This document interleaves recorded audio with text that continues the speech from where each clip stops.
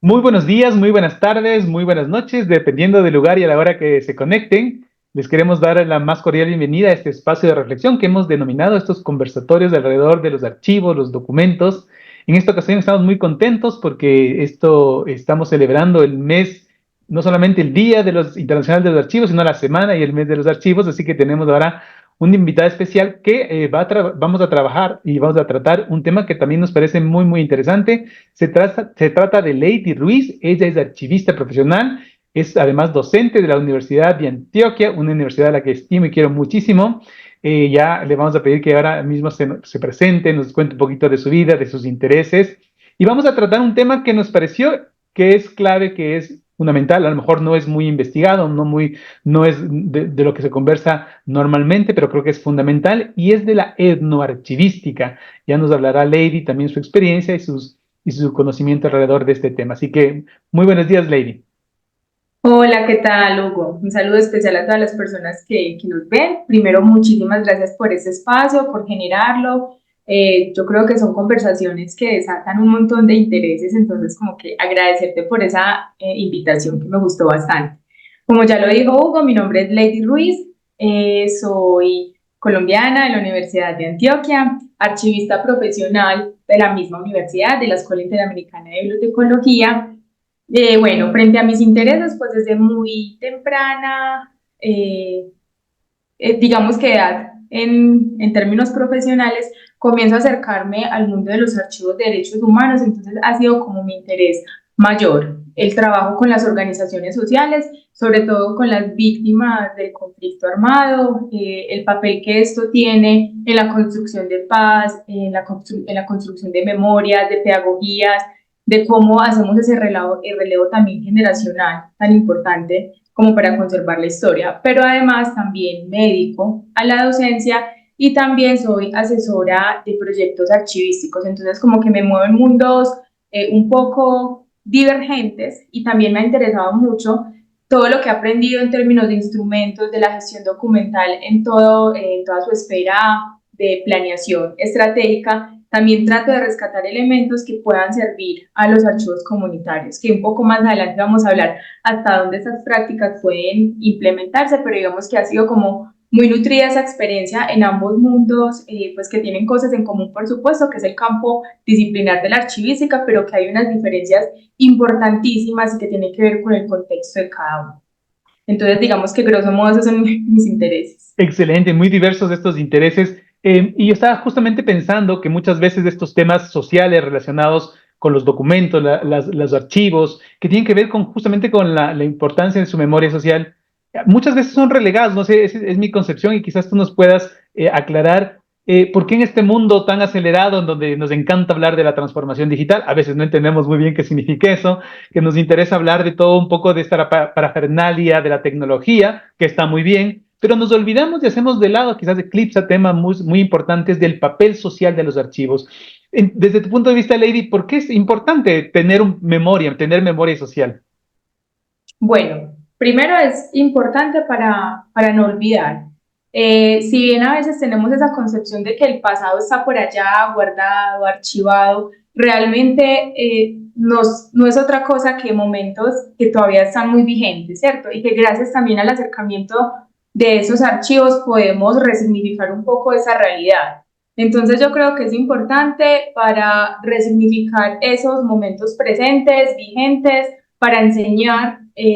A mí el relevo generacional realmente me inquieta mucho porque a veces veo que estas nuevas generaciones olvidan un poco esa historia, ¿cierto? Y bueno, como es una frase de cajón, quien no conoce su historia pues está un poco destinado a repetirla. Lastimosamente a veces se repite y justamente es por el desconocimiento. Entonces como que nos da herramientas para enfrentar este presente y soñarnos con un futuro, sobre todo eso, como soñar con unas posibilidades diferentes.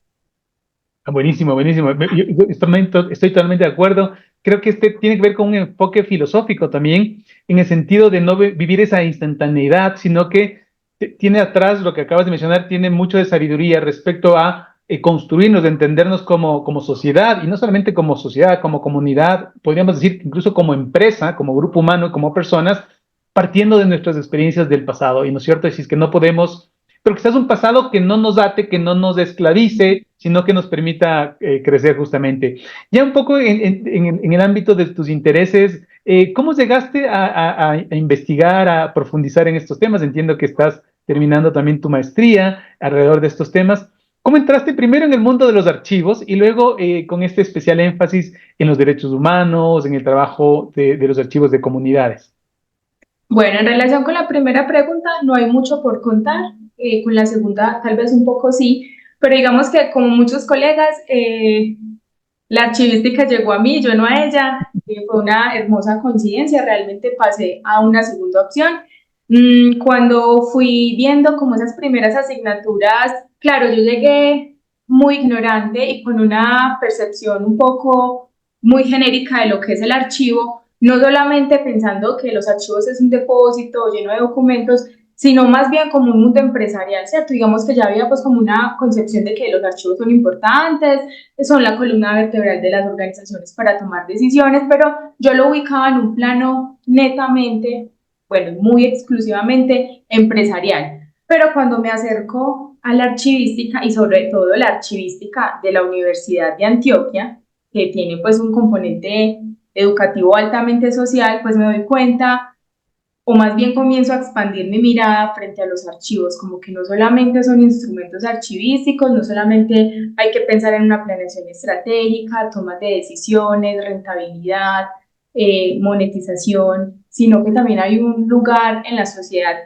sumamente importante y que en ese momento pues no había sido muy consciente de esto. Yo llegué a la archivística más o menos de 20 años, bastante joven, entonces eso a mí me sorprendió muchísimo y eso me hizo clic, como que yo quiero seguir aquí, yo quiero seguir escarbando, no alejándome por supuesto de lo administrativo que como dije en un principio me interesa muchísimo y todavía sigo pues como muy vigente en esos trabajos, pero realmente me apasioné mucho en comenzar a desenmarañar ese tipo de archivos sociales, cómo es que cumplen los archivos, cómo es que se desempeñan, cuál es la función de los archivos en la sociedad. Entonces, particularmente recuerdo mi primera experiencia como estudiante archivista fue en una organización social de víctimas del conflicto armado en Granada, Antioquia, es un municipio cercano a Medellín, y digamos que allá hay una asociación donde ha hecho un proceso de memoria bastante relevante, significativo en términos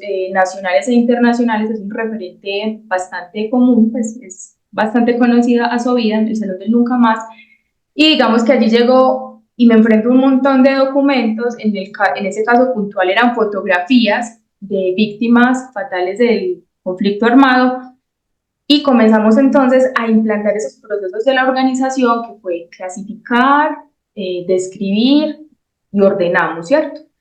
Entonces ahí fue donde comencé como a colocar en la balanza lo que en la teoría y en la norma nos dice que hace, pero venga, hay que leer primero un contexto, hay que conocer muy bien qué fue lo que pasó en Granada, cómo le afectó, cómo es que se crearon esos archivos, para qué se crearon esos archivos, quién los puede utilizar. Entonces cuando nos hacemos esas preguntas, primero es indispensable interrogar como ese archivo para luego entonces saber cómo lo voy a organizar y cómo lo voy a poner a disposición para que haya una lectura de eso, ¿cierto? Entonces, como que muy importante eso.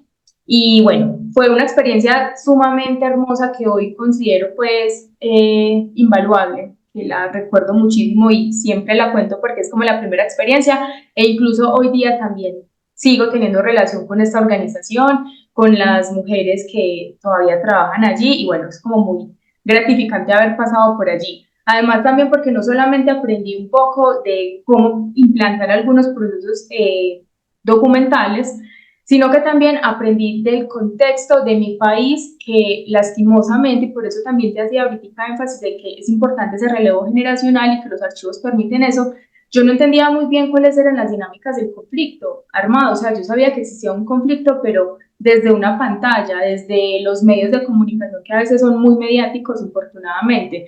Entonces, cuando me acerco al corazón de esto y escucho a las personas y veo sus archivos y leo todo lo que han documentado, todo lo que han hecho, sus discursos, comprendo la dimensión del conflicto armado, pues en Colombia y concretamente en el Oriente Antioqueño, que fue una zona bastante afectada.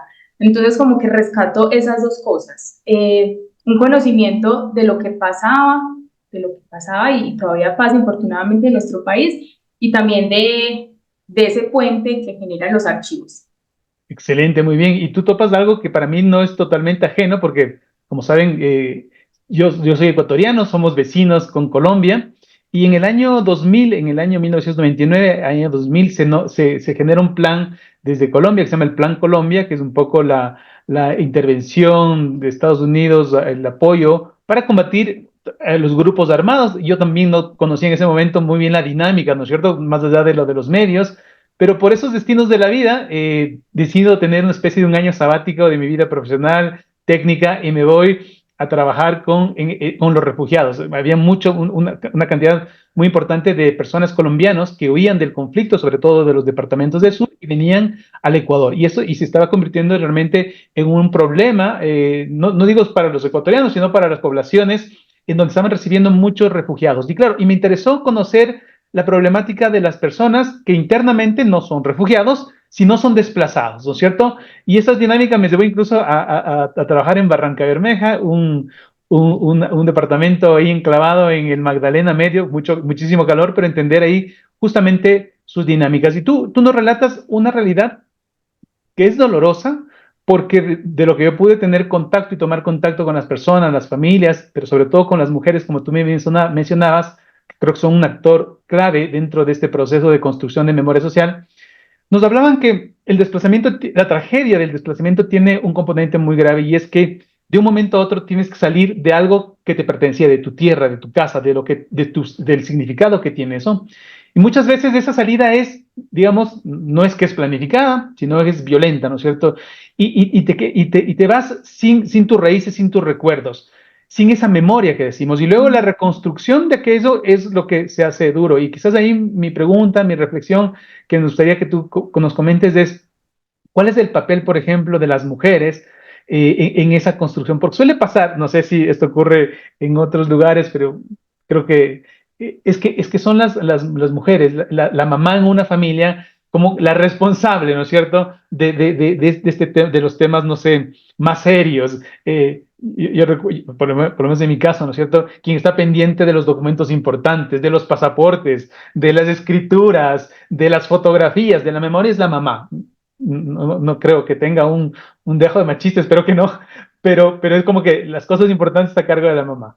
Y creo que pasaba lo mismo en estas familias desplazadas, quizás las fotografías importantes, los recuerdos que podían, porque salías casi, casi con lo opuesto, y luego se ubicaban en otros sitios, en otras ciudades, en otras comunidades, reconstruir y volver a entenderse. Y lo que tú decías, y contarles a tus hijos y a tu descendencia de dónde venimos, quiénes somos, a veces con una fotografía que te quedaba, ¿no es cierto? Eso era muy importante. ¿Cómo tú viviste esto? ¿Cómo te parece el papel cuán importante es el papel de las mujeres? Y la otra cosa, perdón por las inquietudes que van saliendo, pero me parece muy importante, es que si el contacto con estas realidades que son duras no te han generado como una afectación, porque de todos modos, insisto, son archivos en donde, o realidades que tienes contacto que también tienen un cierto, digamos, cierta tragedia, cierto dolor. Eso, ¿qué has sentido, qué ha significado para ti? Bueno, voy a comenzar con la segunda pregunta. Yo les había relatado hasta mi primera experiencia, digamos que de ahí pues continué trabajando en varias organizaciones privadas, públicas, traté de nunca desconectarme de organizaciones sociales, entonces también me invitaban a proyectos y estaba ahí como activa, y bueno, terminé hasta hoy que soy docente, terminé siendo docente, y actualmente, como ya lo indicaste, Hugo, estoy haciendo mi maestría en ciencia de la información, énfasis en memoria y sociedad, y allí estoy trabajando un tema de mujeres, archivos comunitarios. Inicialmente mi idea era trabajar con archivos comunitarios, la difusión, la divulgación de estos, como también lo que representa en la vida organizativa de estas comunidades, pero no había pensado en un enfoque de género, porque con las organizaciones que había trabajado hasta ese momento, pues si bien hay una participación muchísimo mayoritaria de mujeres, pues también había hombres, pero cuando formulo mi proyecto, empiezo a indagar en las organizaciones que van a participar, me encuentro con dos organizaciones femeninas, exclusivamente de mujeres, entonces claro, ahí había que empezar a trabajar el enfoque de género, que no soy experta en el tema, pero por supuesto he tenido que aprender y ha sido un aprendizaje no solamente desde lo teórico, sino desde lo vivencial con ellas, lo que ha sido pues maravilloso. Entonces, eso como para contarles un poquito, porque más adelante les hablaré de esas experiencias en mi maestría, en el trabajo de campo que he tenido hasta el momento.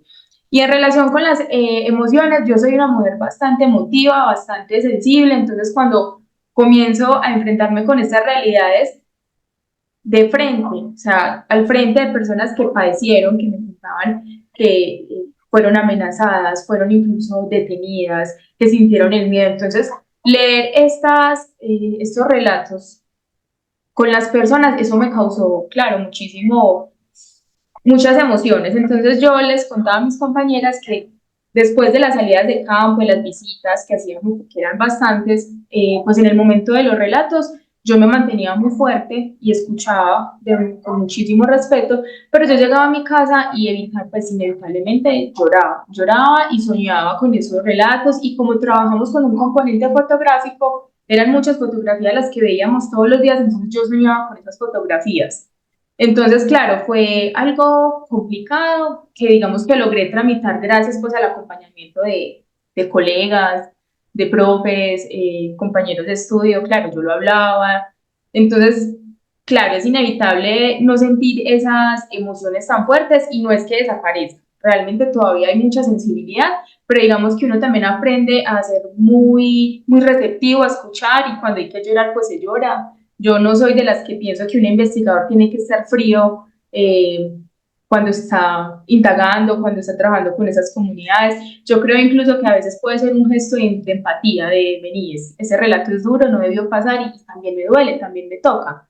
Entonces, ahora no está tan latente como al principio porque no sabía cómo tramitar tantas emociones, pero digamos que es algo que se mantiene, que uno va transformando, va resignificando, pero yo creo que eso es parte también de ser una investigadora social, tener como una sensibilidad siempre ahí, abierta para escuchar. Muy bonito lo que Eso nos cuentas. por un lado. Sí, sí, sí. ¿Cómo? Digo, muy bonito lo que nos cuentas porque de alguna manera muestra el lado humano de los profesionales que de alguna manera nos dejamos afectar. Yo digo que hay que como darle la vuelta, es decir, afectar positivamente. Sin duda, muchas realidades son dolorosas, pero eso también creo que son aprendizajes, generas y valoras más esas realidades y te dan un conocimiento más integral de la vida, de la sociedad en general. Así que muy, muy bonito. Tú querías continuar, por favor. Sí, no, ya en relación con la otra pregunta, como lo importante de los archivos de las mujeres. Bueno, yo voy O a sea, el hablar papel, sobre un poco el papel de la mujer. O sea, ahora que estás conociendo más un poco también el enfoque de género, ¿qué tan importante ha sido? ¿Es real? Realmente yo creo que es una percepción. Estoy hablándote de lo empírico, de lo que me parece que en una familia, por ejemplo, sucede. Pero esto es real. Esto quizás explicaría por qué la archivística es una carrera, creo yo, no, tampoco tengo datos, pero creo que dominada por lo menos por mujeres. Es decir, hay más mujeres que siguen esta carrera. Estoy lucubrando, quizás Ujú. porque son más ordenadas, no sé. Pero tienes toda la razón, Hugo. Yo he trabajado alrededor con más o menos 6 organizaciones sociales, y ese es el común denominador. Las mujeres tienen un componente de cuidado, de afectividad frente a los registros, a guardar, a cuidar, a proteger, y eso por supuesto está muy ligado a la maternidad, ¿cierto? Tiene una lógica ahí incluso desde lo biológico. Yo no soy mamá, pero también me interesa, y hay como lo denomina una profe de nosotras en la escuela, Marta Lucía Giraldo, hay una pulsión también por archivar, que está muy en los genes de las mujeres, ¿cierto? De proteger, de cuidar, porque sabemos que es importante, incluso no siendo muy conscientes cuándo y para qué, pero es importante, ¿cierto? Entonces yo que me he encontrado, por ejemplo, en estas 2 organizaciones con las que estoy trabajando actualmente. Una se llama Asociación de Mujeres del Municipio San Vicente Ferrer, un municipio también muy cercano a Medellín, está ubicado en el oriente antioqueño, y con una organización de Barranca Bermeja, que es un municipio del departamento de Santander en Colombia. Se llama la Organización Femenina Popular, y esta organización es la más antigua organización de mujeres en Colombia. Entonces, el recorrido, la trayectoria y las experiencias que tienen esas mujeres son demasiado valiosas y me parece muy interesante que ellas hayan aceptado trabajar en mi trabajo de investigación porque es un contraste bastante interesante analizar una organización con esas trayectorias, con unos discursos incluso ya muy elaborados, con unos trabajos adelantados, con unos reconocimientos internacionales, con una asociación de mujeres que si bien también tiene unos trabajos sumamente valiosos, pues digamos que su trabajo, sobre todo en términos de archivo, es muy incipiente. Digamos que todavía es muy local, ¿cierto? Son mujeres muy locales, mientras que en Barranca Bermeja son mujeres más internacionales, su trabajo es muchísimo más movido en términos territoriales. Entonces, bueno, como que ese contraste es bastante interesante y hay mucho, mucho por decir en mi trabajo. Y son mujeres que archivan y les encanta guardar documentos. Voy a hablar primero de la OFP. Ellas comienzan con esa pulsión de archivar desde muy temprana edad organizativa. Ellas comienzan a guardar y se empiezan a pensar, vamos a documentar todo. Ellas han sido pues un movimiento muy activo de defensa de derechos humanos, no solamente de las mujeres, sino también humanos. Ellas comienzan trabajando con la iglesia católica de la corriente de liberación, ¿cierto? Una corriente pues de la iglesia bastante interesante. Eso también es un punto de análisis porque generalmente podríamos pensar que la Iglesia Católica le interesa mantener en sumisión a las mujeres, pero esta corriente de liberación realmente acoge a las mujeres y las empodera y las motiva a que se movilicen como sujetas políticas. Entonces, listo, ellas comienzan así, luego se independizan y comienzan a hacer un montón de acciones para hacerle frente a la guerra.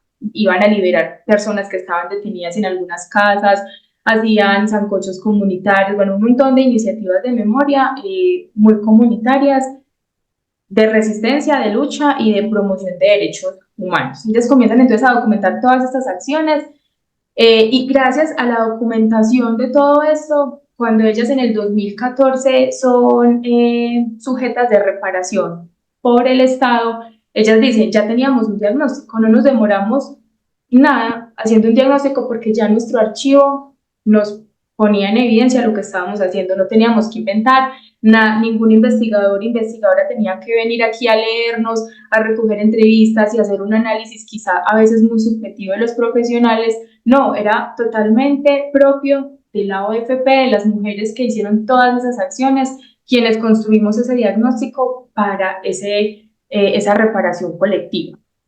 Entonces, digamos que ahí el archivo ha jugado un papel importante y las mujeres siempre han centrado el archivo como el corazón de su organización, ¿cierto? Incluso, pues el archivo también fue víctima, en el caso de la OFP, fue víctima, paramilitares abordaron a una de las mujeres en su casa, se les llevaron todos sus archivos, eso me lo contó una mujer en una de las salidas de campo, en un taller de activación de archivos que hice con ellas, y me contaban eso, o sea, nuestros archivos fueron también víctimas, o sea, no solamente nosotras, sino nuestros archivos, porque ahí estaba lo que pensábamos, lo que hacíamos, nuestros movimientos, y eso les daba miedo también a los actores armados. Entonces, escuchar eso y luego ver también hoy día cómo está el archivo en la Organización Femenina Popular es algo muy interesante porque así como fue víctima, también fue reparado, porque hoy día el centro Amaris Esperanza, me disculpan la imprecisión en el nombre, se llama el Centro Documental de la OFP y tiene unas instalaciones muy bonitas, o sea, está dotado, el archivo está muy bien dotado, hay un cuidado que ellas siempre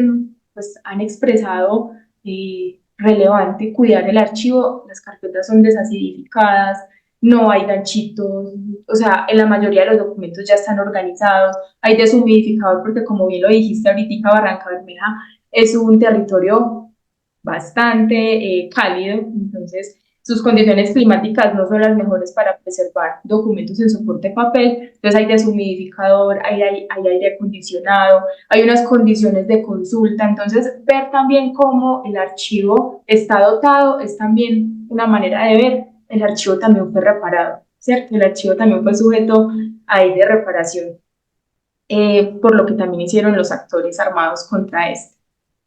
Entonces, bueno, es bastante interesante esa experiencia de la AFP, son muy conscientes de archivar, conciben el archivo como su corazón, saben para qué lo usan, tienen muy claro los usos. eh, bueno, digamos que ese es el caso de la OFP. En el caso de Amu Zabi, ellos también tienen un depósito, un lugar donde hay archivos de sus memorias organizativas, para ellas son importantes, pero no saben para qué utilizarlo. No saben que ahí está toda su memoria, no saben que ahí podrían hacer toda una reconstrucción para entender sus trayectorias. Entonces es importante, pero dejémoslo ahí y ya, ¿cierto? Un acumulado, eso sí, ellas dicen, no, eso no se puede votar. Entonces digamos que por lo menos saben que no lo pueden eliminar.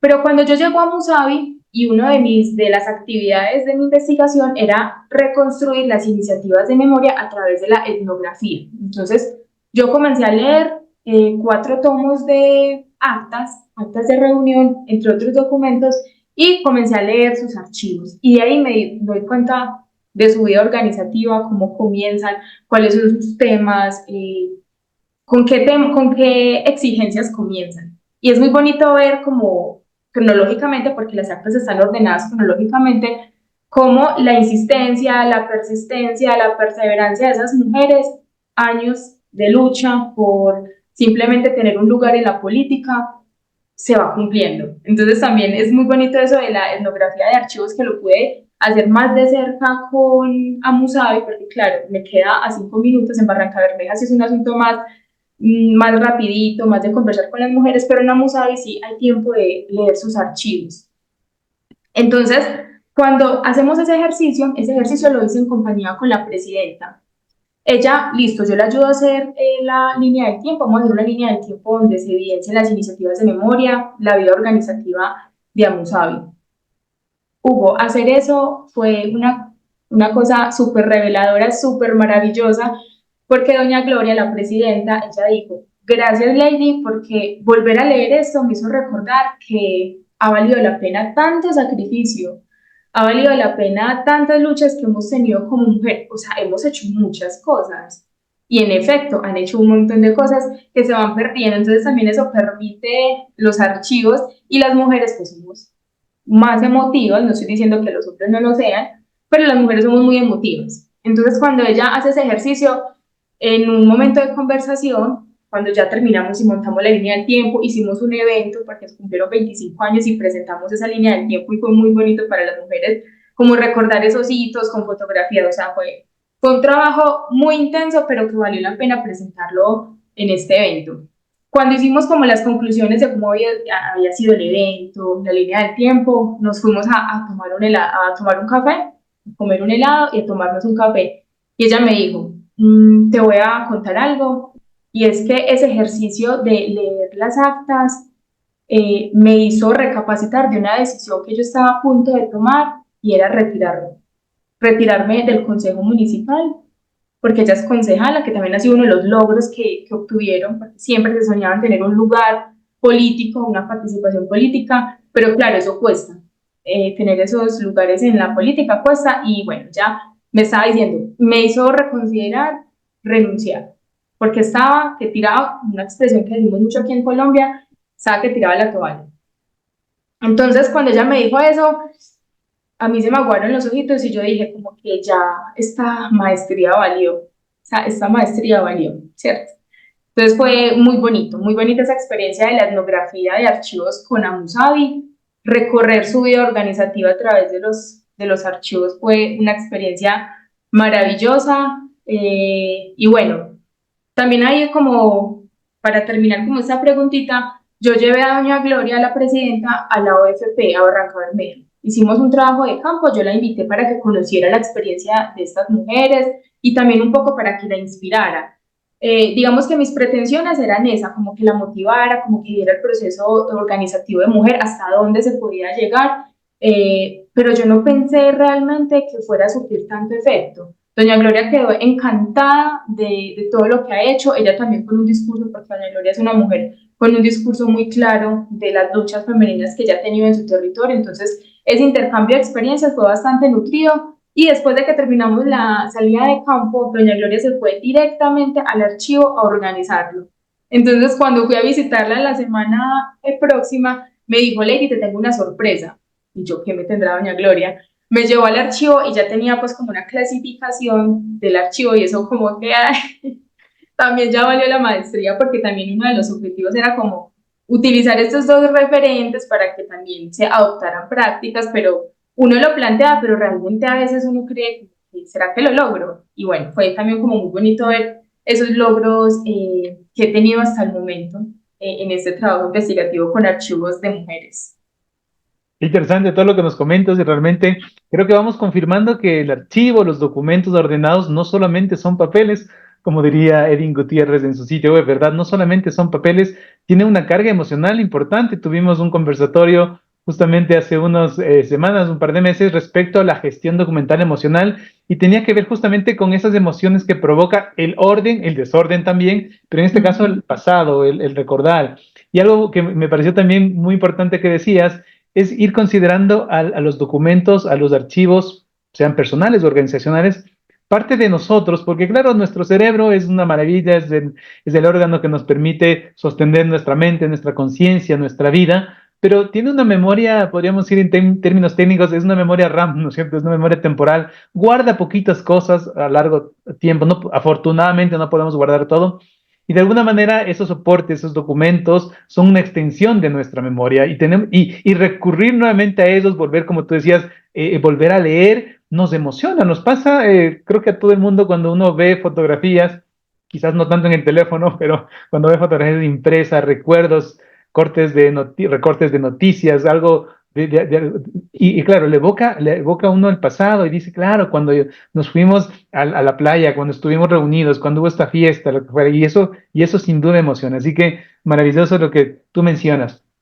Tengo una inquietud respecto a algo que también mencionabas y decías, bueno, quizás uno puede pensar que solamente como las técnicas archivísticas, como esas recomendaciones de que un archivo esté bien dotado, que tenga un ambiente óptimo, a lo mejor uno lo relaciona con las prácticas de los archivos empresariales, pero un archivo social de una comunidad, de una organización social, no tiene por qué estar desatendido, más bien, claro, tú dices muy bien, tiene la infraestructura, si el clima es cálido o húmedo, tiene que tener un deshumidificador, etcétera, etcétera.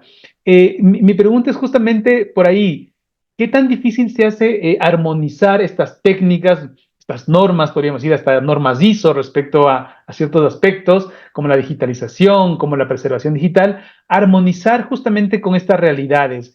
Es muy difícil, seguramente los presupuestos también son limitados, así que, ¿qué tan fácil es justamente como aplicar esto que sabemos son buenas prácticas y los procesos técnicos más rigurosos a estas realidades que a lo mejor no siempre son tan rígidas, que son más bien, no sé, tú nos dirás, ¿cómo ha sido tu experiencia? Bueno, en primer lugar, yo creo que el hecho de que exista legislación archivística ha sido sumamente importante para la protección, el cuidado, la visibilización de la memoria documental, ¿cierto? Como que es indispensable que exista la norma porque justamente eso ha respaldado también nuestro ejercicio. Por ejemplo, en Colombia, Colombia tiene bastante normatividad archivística. A veces es un poco cuestionable, pero digamos que en términos generales es importante que haya una norma que respalde esta labor, ¿cierto? Porque infortunadamente si no es con la norma, pues muchas instituciones no cuidarían su patrimonio, ¿cierto? Patrimonio que ni siquiera es solo de la institución que la produce, sino también de la nación, en el caso de las entidades públicas. Entonces, como que parto de eso. La legislación es importante, pero entonces ya cuando hablamos de archivos comunitarios, de archivos que son tan diversos, tan plurales, tan sociales, cuando sus dinámicas son muchísimo más amplias. Se pierden entonces los principios archivísticos, que es el principio de orden original y el principio de procedencia. Ahí entonces entran a interpelarse este tipo de principios. Entonces digamos que cuando yo comienzo a hacer mi primer ejercicio, por supuesto eso me interpeló bastante, como que, y aquí entonces como hablo de principio de procedencias y aquí hay varias procedencias y aquí no solamente hay archivos de Asovía, pero también hay archivos de otras organizaciones, pero dan cuenta de sus acciones. O sea, como que, claro, eso se empieza como un poco a desconfigurar esas teorías, pero eso es lo interesante también, que se desconfiguren, que se nos abra la mente y que pensemos que ya conocemos unas normas, unas teorías, son elementos muy importantes y que ya estamos dotados, pero entonces ahí juega nuestra capacidad también de leer los contextos. ¿Cómo entonces puedo clasificar? Es que en efecto los archivos plurales, los archivos comunitarios se pueden clasificar, se pueden ordenar, se pueden describir, por supuesto, pero entonces ¿cómo? Entonces, ya no hablamos de series y subseries documentales, no, eso, no, ¿para qué? O sea, realmente no, a los archivos comunitarios no les interesa eso, les interesa saber, por ejemplo, qué acciones han hecho ellos. Entonces yo, por ejemplo, trabajo mucho en términos de acciones, de iniciativas que han hecho, qué asuntos podemos sacar de aquí. Entonces, como que la clasificación va muy pues lo digo por mi trabajo, más en términos de acciones, modalidades de victimización, por ejemplo, en Granada, que hay un componente de víctimas bastante fuerte.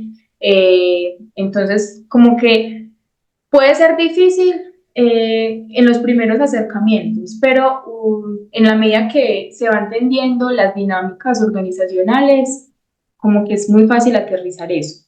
Y no es implantar la norma. O sea, la norma nos sirve para dotarnos de unos conocimientos técnicos, pero que luego esos mismos conocimientos técnicos nos debería también dar la libertad de pensar otras formas de archivar, de organizar. Entonces, como que siempre hacernos la pregunta, lo comentaba un poco al principio, ¿para qué esos archivos? ¿Para qué? ¿Para quiénes? ¿Cómo queremos que accedan? ¿Qué queremos hablar de ellos? Y esta pregunta pensándonos en las organizaciones. La organización, ¿qué quiere? ¿Qué fue lo que hizo? ¿Para qué crearon esos archivos? Entonces, como que la reflexión o el mensaje que yo siempre doy en estos escenarios es comprender mucho sus necesidades, comprender los deseos de las organizaciones. Y tampoco se trata como de implantar un modelo de archivos comunitarios, de gestión documental para archivos comunitarios. Las experiencias que yo he tenido en 5 o 6 archivos comunitarios han sido totalmente diferentes y han sido organizaciones muy similares, con unas luchas parecidas, pero los contextos son diferentes. Nada más el enfoque territorial, ¿cierto? ¿Dónde están? ¿Cómo se manifiestan? ¿Qué les permite, cómo les permite el territorio movilizarse? Eso dice un montón de cosas y eso impacta directamente en cómo yo clasifico esa información, en qué discurso se puede generar cuando yo organizo esos archivos, ¿cierto? Que también cómo yo organizo los archivos va a permitir unos discursos. Y no solamente a quienes lideran esos procesos organizativos, sino también a las personas que vayamos a investigar o que vayamos a leer esa información, ¿cierto? Entonces, como que realmente el reto ahí es comprender las necesidades. Muy En la revelador, sí. ONPP, Por favor. sí, te quiero hablar pues como también de experiencias muy particulares con este tema de las prácticas archivísticas. La OFP, ya les he dicho pues que es una organización que está muy bien dotada, tienen una trayectoria, tienen 54 años, entonces imaginarán pues como la trayectoria que tienen esas mujeres en todos los aspectos. Ellas han construido, ellas contrataron hace aproximadamente 2 añitos, 1 añito y medio, a un consultor para que le hiciera algunos instrumentos archivísticos. Cuando a mí me contaron eso, yo como que quedé muy inquieta, yo ve, qué interesante.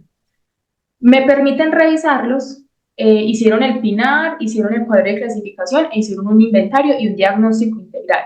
Cuando yo reviso el PINAR, pues yo de manera muy respetuosa, pero también pensando como en las necesidades que también he logrado identificar de ellas, pues me atreví e hice muchos comentarios que ellas me lo permitieron, porque en la redacción del PINAR había mucha normatividad, como que tal como lo dice la norma, tal como lo dice la norma, y eso se hace de acuerdo con la norma. Entonces yo les decía, no, o sea, listo, existe una norma, sobre todo, bueno, evocarla, mencionarla, sobre todo como con el respaldo documental que hay en Colombia, hay una ley general de archivos, listo, el patrimonio documental está reglamentado, pero en cuanto a las prácticas, ustedes no deben de ceñirse a eso porque también pueden entorpecer sus propios procesos. También es como que si implantamos esto directamente, como la norma lo dice, hay un riesgo y es que se desvirtúe la razón de ser de la organización. Entonces, como que hay que tener mucho cuidado, hay que tener mucho cuidado y yo aquí no tengo pues una fórmula de cómo intervenir en un archivo comunitario, es leer muy bien su contexto, hasta dónde puedo clasificar, cómo lo voy a clasificar, cómo lo voy a ordenar, ¿Cómo voy a dar consulta a esto? La descripción, por ejemplo, es un proceso sumamente importante porque es, digamos, la presentación, cómo voy a navegar en esos archivos y qué información yo podría encontrar. Entonces, esos procesos también muy importante hacerlos de la mano de las mujeres o de los líderes o de las personas que están como al frente de estos archivos. Entonces, cuando yo reviso este PINAR, el PINAR es el Plan Institucional de Archivos, en Colombia se llama así, no sé si en Ecuador existe ese instrumento, ¿cierto? Es un plan, sí, es un instrumento que planifica la función archivística en la institución, se proyecta pues como unos planes de acuerdo con unas debilidades, fortalezas, amenazas que tiene el archivo y encontré mucha normatividad. Entonces, digamos que esa fue mi mayor crítica, como que ojo con la normatividad, piensen más en términos de practicidad para ustedes, lo que ustedes necesiten, pero no vayan a desvirtuar lo que ustedes han hecho simplemente por seguir una norma, que por supuesto es pertinente, pero no para este contexto. Como que sí, pero ¿hasta dónde? ¿Cierto? Y bueno, en Amusabi sí, en Amusabi sí no hay ningún instrumento archivístico.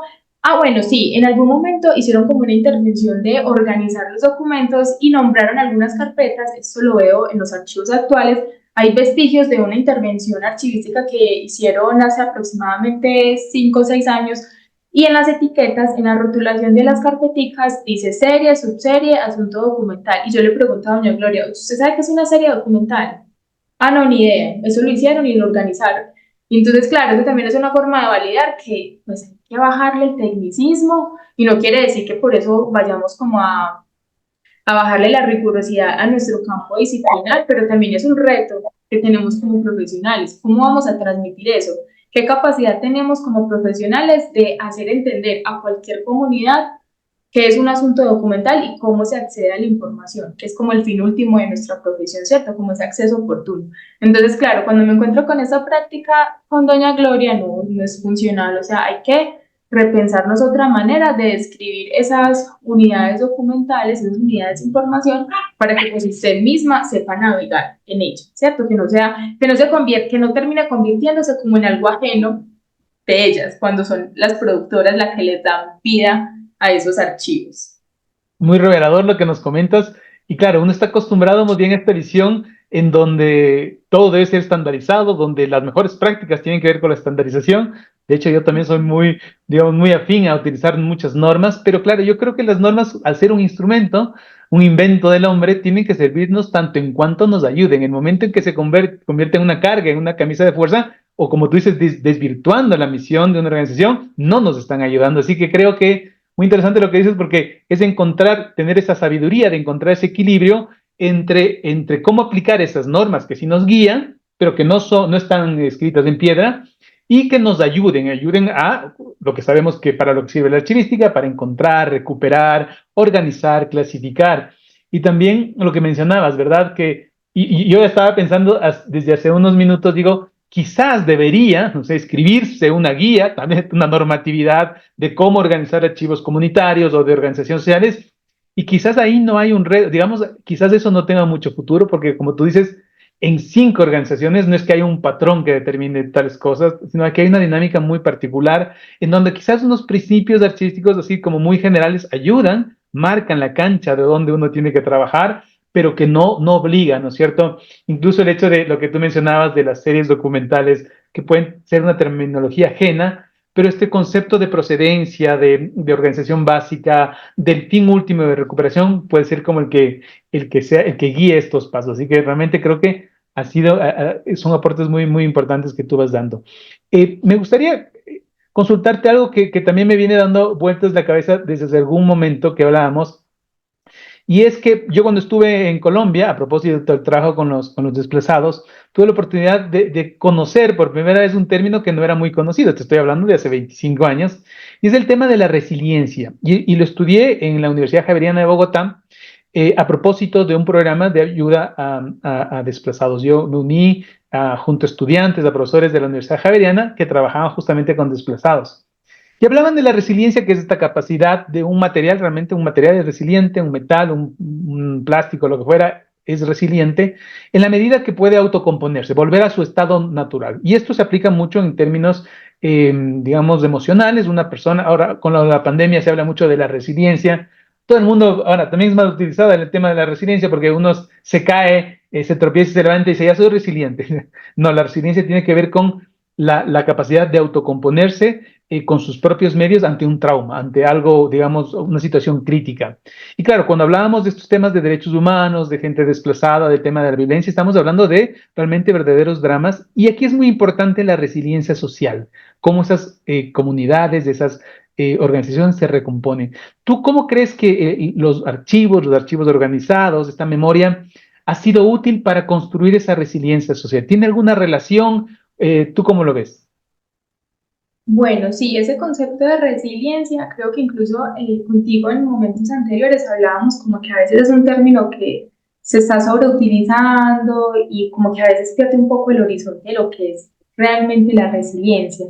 Bueno, realmente en este campo de, pues, de los derechos humanos, sobre todo pues trabajando con organizaciones comunitarias, sí ha habido resiliencia, pero no del todo. O sea, es decir, estos procesos de memoria, de pedagogía que han hecho, por ejemplo, la OFP, por ejemplo, a Musavi, por ejemplo, a Sovida en Granada con mi primera experiencia, ha ayudado mucho a tramitar el dolor, por supuesto, a resignificar ese dolor, a hablar, ha ayudado mucho a hablar, a reconocer la condición de víctima, pero también a salir un poco de esa condición de víctima y llamarse, por ejemplo, sobrevivientes del conflicto, que eso les da otra connotación de lucha, de resistencia, de no repetición, de trabajos por la paz. Pero también han habido casos en los que hay mujeres que siguen luchando, pero siguen teniendo mucho dolor.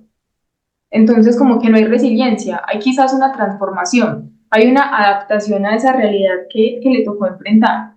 Y eso me lo he encontrado en todos los escenarios. Por ejemplo, en la OFP, con el primer taller de activación que hice con algunas mujeres, el taller consistía en poner algunas piezas documentales, fotografías y que eso evocara recuerdos para ellas, para tratar de identificar como narrativas y un poco también esos vacíos que a veces tiene el mismo archivo, porque el archivo no lo dice todo, ¿cierto? Entonces, como que mis intereses también en esa investigación es de, a partir de la etnografía de archivo, qué iniciativas de memoria han realizado, qué se puede difundir, pero también qué vacíos tiene. Y esos vacíos, pues, le corresponden un poco a esas mujeres que han vivido allí. Entonces, cuando estaba haciendo ese taller de activación, recuerdo una en particular, fueron varias, pero recuerdo una en particular donde ella decía, este proceso organizativo me ha ayudado muchísimo, me apoyaron mucho porque yo tuve que desplazarme, tuve que irme para otro lugar, ellas me apoyaron, me ayudaron a recuperar mis hijos, pero yo todavía estoy rota, o sea, yo no me he recuperado y jamás lo voy a hacer. Yo jamás me voy a volver a recuperar porque eso que me hicieron no tiene cómo remediarse. Pero aquí estoy, trabajo, soy una mujer independiente, valoro todos los procesos, pero el daño está hecho y yo, por ejemplo, no perdono. Eso también es totalmente válido, ¿cierto? Como que a veces un poco romantizamos ese tema de, bueno, sobre todo un poco también del campo de los archivos, que es que los archivos permiten la resiliencia por la pedagogía de memoria.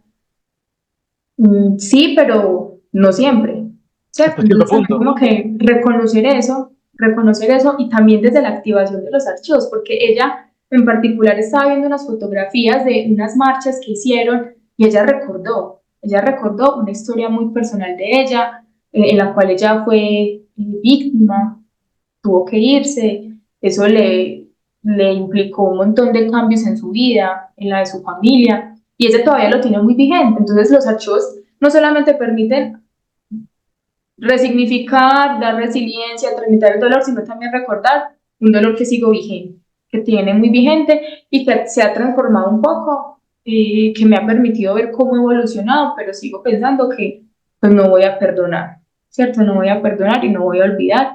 Y lo hizo pues también como con una postura muy segura, muy respetuosa y también pues obviamente es totalmente válido lo que ella decía. Otras mujeres eran un poquito más, pues tenían unas realidades diferentes. También fueron víctimas, pero digamos que tenían una actitud un poco más no quiero decir propositiva porque no quiero tampoco opacar lo que esta mujer dijo, sino otra mirada, ¿cierto? Una mirada de pronto más Diferente. de, sí, como que yo he logrado salir adelante, esto me permitió ser líder, yo antes no hablaba, eso me permitió ser una mujer empoderada, ¿cierto? Como que también hay relatos así. En el Pero caso de son Amu dinámicas Sabi, diferentes, claro, pero son dinámicas diferentes. exacto, Sí. y es totalmente diferente. Entonces, todo esto como para también dejar claro en ese espacio que no podemos parcializar el trabajo de los archivos de derechos humanos con asuntos de final feliz, la resiliencia y que esto va a cambiar. No, también es para enfrentarnos a la verdad, para pilotear esas realidades que a muchas personas les tocó, ¿cierto? En el caso de Amusabi, por ejemplo, el panorama es muy bonito. Amusabi es una asociación de mujeres y casi todas las mujeres son muy mayores. Es una asociación que se fundó en 1999, eh, tiene 25 años y casi todas sus fundadoras están hoy día vigentes. Entonces son mujeres de 60, 85 años. Entonces, eso fue maravilloso cuando hice el primer taller de activación con ellas, porque ellas decían, es que cuando yo entré aquí, yo no sabía que tenía derechos, yo no sabía que yo podía hablar en público. Entonces, como que llegan súper temerosas, pero van conociendo que tienen derechos y esto también gracias a la última constitución política de Colombia, la de 1991, porque allí entonces hay un papel o hay, digamos, un eje central y es el derecho de las mujeres. Entonces, como que ya hay como un precedente para que las mujeres comiencen a ser un poco más visibles, a participar de la vida política. Eso también les permitió a estas mujeres movilizarse, organizarse. Entonces también es muy bonito ver cómo estas mujeres llegan súper tímidas y hoy día son unas mujeres demasiado empoderadas. Entonces, escuchar a una señora de 85 años hablar de enfoque de género, de empoderamiento femenino, de sexualidad abierta, porque en las actas de reunión y también escuchándolas a ellas hablan de esos temas de manera súper abierta, ¿cierto? Entonces yo recordaba a mi abuelita y yo jamás escuché a mi abuelita hablar de esos temas. Entonces, como que eso permite en esos espacios y que está quedando registrado en los archivos, pero también está muy vigente en sus narrativas. Y eso también es un complemento ahí bien interesante con los archivos y con las narrativas de las mujeres. Qué bonito lo que nos cuentas y como siempre cuando la conversación está buena, el tiempo es un tirano. Mira cómo se nos ha pasado el tiempo en esta conversación. Yo quizás para finalizar me gustaría que nos dijeras, no sé, nos dieras un consejo o una reflexión respecto no solamente a nuevos profesionales que se están incorporando a la archivística, sino que también como yo y otros profesionales que no tenemos nada que ver inicialmente con los archivos, pero que los archivos han llegado a nosotros. Pero conozco mucha gente, por ejemplo, fotógrafos, historiadores, ahora también sociólogos, arquitectos, me sorprendió la cantidad de arquitectos que están de alguna manera aproximándose al mundo de los archivos y han encontrado ahí un campo de técnicas, una disciplina muy, muy interesante que apoya muchísimo sus objetivos. ¿Qué les comentarías de estos profesionales que nos vamos interesando por esta nueva faceta que para mí realmente es reveladora, que tiene que ver con el lado humano, casi, casi, casi, incluso con el lado emocional de la información documentada de los archivos? ¿Qué consejos nos darías si es que cabe? Bueno, de pronto más que consejos, yo les diría que sean curiosos a los profesionales que ya son profesionales en otras áreas y a los nuevos profesionales que llegan aquí a veces como yo sin saber absolutamente nada o con unos vagos conocimientos, es que sean muy curiosos, curiosas y curiosos, que se pregunten todo el tiempo para qué los archivos, ¿cierto? Y que vean en toda acción social, comunitaria, empresarial, una forma de archivo. O sea, como que el archivo está en absolutamente todas las esferas sociales. De hecho, por ejemplo, actualmente estoy viendo una asignatura en mi maestría que se llama Dar forma al tiempo y es como esa combinación del archivo y el arte y eso me ha parecido súper revelador que a veces como que siendo archivista me cuesta entender como esas conexiones tan potentes, ¿cierto? Entonces como que en cualquier escenario hay una posibilidad de archivo, que sean muy curiosos, que se lo pregunten. Y bueno, como para cerrar, no solamente en el campo de los archivos comunitarios, empresariales, hay una experiencia muy cercana a mí y es mi compañero.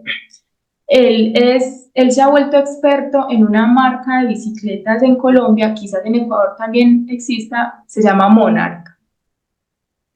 Él se se puso el propósito desde hace más o menos 14 años de documentar cuántas referencias de bicicletas existen, los modelos, bueno, todo lo que tiene que ver con el mundo de las bicicletas Monarch. Y él comenzó a recopilar calcomanías, o sea, no les estoy hablando de documentos de escrituras, de libros, no, calcomanías. Y él comenzó a recopilarlas, iba a las chatarrerías, recopilaba las calcomanías, las insignias, y él comenzó a crear una base de datos. O sea, llegó a un punto donde tenía tanta información y ahí un poco pues lo asesoré, pero tampoco voy a decir pues que hay una práctica archivística, no. Le dije, bueno, ¿vos qué querés con ese archivo? Lo que siempre he dicho, ¿qué querés con ese archivo? Listo, entonces puedes clasificarlo de acuerdo a los modelos, de acuerdo a los años, a los países de orígenes, y hoy día Hugo, pues ha sido una trayectoria larga, 14 años. Hoy día mi compañero es el referente en Colombia en Monarch. Él recibe llamadas aproximadamente 2 veces a la semana, siendo poquito, donde le preguntan, mira, voy a comprar esta bicicleta y me están diciendo que es original y que es este modelo. Eso es verdad. Entonces, claro, él tiene su base de datos. Ah, no, mira, esta parte de esa bicicleta no es original porque en ese año las que fabricaban era de esta marca. Él tiene toda la información consolidada, incluso está pensando en hacer un libro porque es una información súper valiosa y hay una comunidad grandísima. O sea, yo me quedo sorprendida porque incluso en estos días hubo un conversatorio, lo invitaron en Bogotá y el público que tiene esto es inmenso. Entonces yo le decía a él como que eso es un archivo. Incluso él a veces como que no lo veía muy tangible, como que un archivo, no, un archivo es, no, eso es un archivo. Estás dando información, estás permitiendo tomar decisiones basadas en lo que tú has recolectado, en la investigación que has A hecho. evidencia, claro, basado en evidencia. Cierto, entonces como que me parece súper fascinante el mundo de los archivos y está en cualquier cosa que tú quieras hacer, ¿cierto? Como que no limitemos la mirada del archivo, de la archivística a un asunto empresarial, incluso también solo a un tema de pronto comunitario. Hay muchísimas formas de hacer archivo, entonces como que esto es un O sea, mundo por explorar. cualquier cosa que te apasione, como puede ser una bicicleta, el ciclismo, el deporte, un hobby, la pintura, el arte, pueden llevarte a Exacto. que necesites prácticas archivísticas y luego que justamente te deben a seguir investigando, seguir formándote, como dices, escribir libros, aportar a la sociedad y en Ujú. realidad, en general, a realizarte en la vida. Así que nada, muy inspiradoras tus palabras, estimada Lady. Yo quiero agradecerte profundamente por tu generosidad. He disfrutado muchísimo esta conversación. Me llevo muchos aprendizajes y creo que con seguridad las personas que nos están escuchando, que nos van a escuchar, lo van a hacer. Así que nada, agradecerte nuevamente por tu tiempo y tus aportes. Gracias, Hugo. Un feliz resto de día, noche, mañana para todos y todas.